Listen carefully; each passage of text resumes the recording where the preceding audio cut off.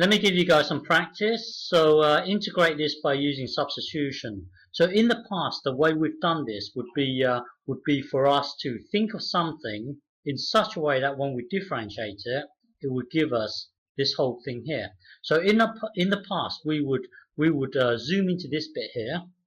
Our gut instinct would tell us to make the initial guess of this sine to the power of 3, and then this to visualize it as like this being a bubble here.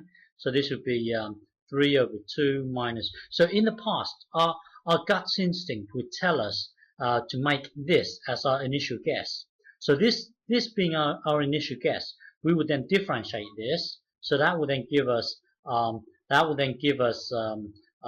3 sine squared, and then the bubble stays intact. 3 over 2 minus 3, and then we've got to times with the derivative of the bubble itself. So that would be well, the derivative of this bubble here would be 3 over 2 and then x to the power of a half, which is the square root here. Okay, so in the past we would make an initial guess, differentiate it, it would give us this. And then now we need to make the adjustments here in order for it to match up with everything here.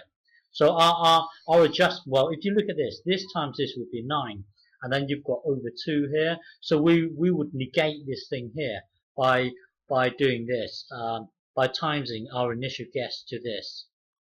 Okay, so and then we would want this 2 here. So we would times 2. So now when we differentiate, so that would then get multiplied to the top, so that would be 4 over 9.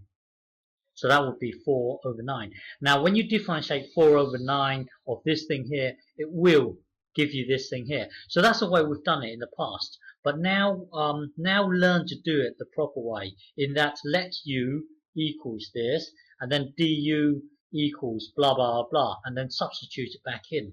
Learn to do it this way, because later on things will get complicated. So we need to be able to manipulate learn to do it properly. Okay, so start again.